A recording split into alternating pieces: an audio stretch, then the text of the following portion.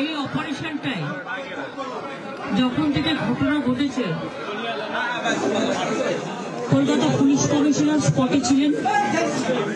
তিনি আমাকে time to time message দিয়েছেন এটা ডিজাস্টার। মেয়র নিজে স্পটে ছিলেন, তিনি আমাকে মেসেজ দিয়েছেন।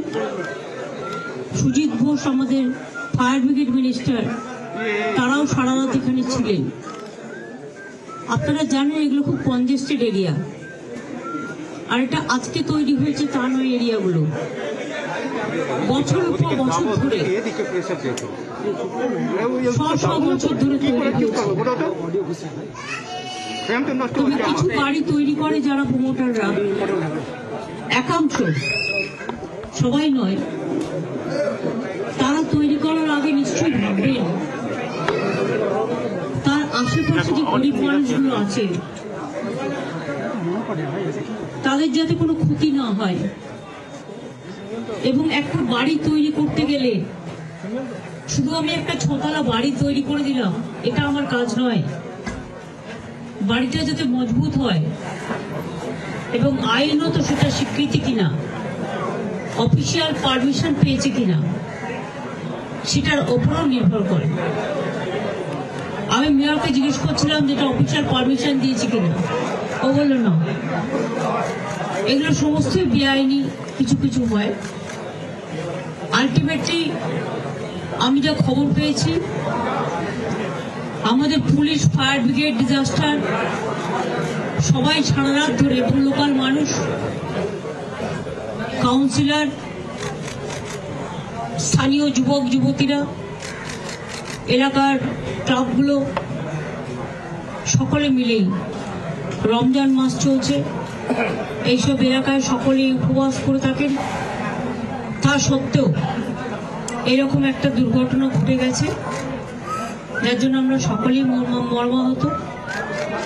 এবং এখনো পর্যন্ত যেটা রিপোর্ট আছে, 2 জন মারা গেছে, বাদ বাকি এখনো 5-6 জন ট্র্যাপ আছে।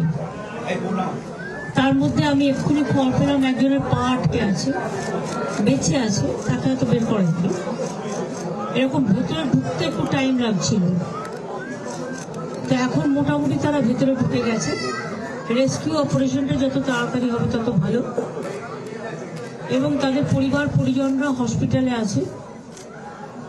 এখানে হেলথ ডিপার্টমেন্ট থেকে শুরু করে, ডিজাস্টার ডিপার্টমেন্ট থেকে শুরু করে, ফায়ার ব্রিগেড ডিপার্টমেন্ট থেকে শুরু করে, কর্পোরেশন ডিপার্টমেন্টের সকলেই আছে, স্থানীয় মানুষরাও আছেন। আমি শোকসন্তপ্ত পরিবারের কাছে দুঃখ প্রকাশ করছি এই ধরনের ঘটনা ঘটার জন্য।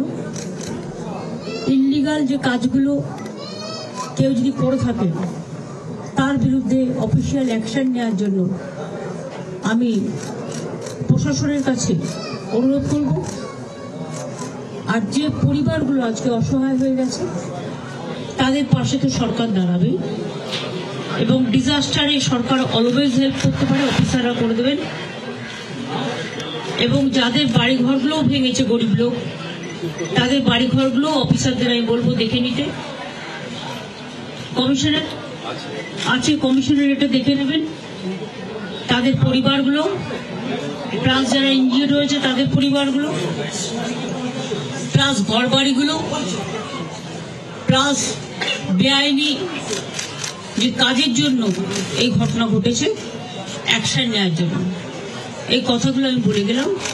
আমি একটু এখান থেকে হসপিটালে যাব, কারণ পরিবার পরিজনরা হসপিটালে আছে, তাদের সাথে কি দেখা করব। এই জায়গাটা এমনিতেই কনজেস্টেড। আপনাদের অনুরোধ করবে একটা সাইডে থাকুন, পুলিশ যেখানে বলবে, কিন্তু ইন্টেরিয়ারে ঢোকার চেষ্টা করবেন না, কারণ ইন্টেরিয়ারে বাড়িগুলো এত কনজেস্টেড। তবুও তো আমি শেষ পর্যন্ত যেতে পেরেছিলাম। কাজে আবার একটা কিছু ঘটনা ঘটুক, এটা আমরা চাই না। আপনাদের কোঅপারেশন চাইছি। অনেক বাড়িটা অবৈধ ছিল,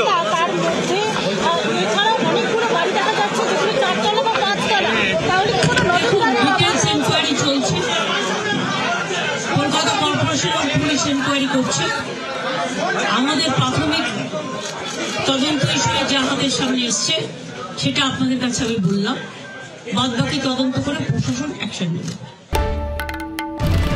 বাংলার আওয়াজ, বাঙালির আবেগ, জি 24 ঘন্টা।